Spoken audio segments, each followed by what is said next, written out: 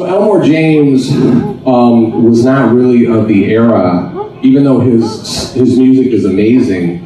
He was hampered by the fact that he used an acoustic guitar with a pickup taped into the sound hole, and then he played slide, which still made some of the most important music of this century, of the 20th century. But what Hound Dog did was he took Elmore James' music and he was able to have amplification. And by the time Hound Dog was finding stuff, if you can pick up the second one over there, these are kind of crazy looking guitars, don't you think?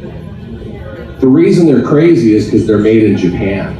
There was an era where a lot of the American companies were farming out work overseas, and the Chicago companies were no different. They found that labor was cheaper in Japan, and they were tooling them up to make their guitars.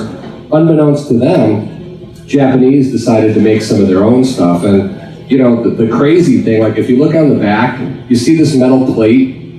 So like on a Fender Stratocaster, they figured it out on that guitar, but you see it's a bolt-on neck. This was one of the earlier models. They actually glued the neck on this one like a Gibson Les Paul, but they thought that Fenders had plates, so the Japanese put a plate on a glued neck, which is like, duh. But they were cool, and the thing with Hound Dog, he got these Kawai guitars for like next to nothing. Up until maybe 10 years ago, you could get these things for $50.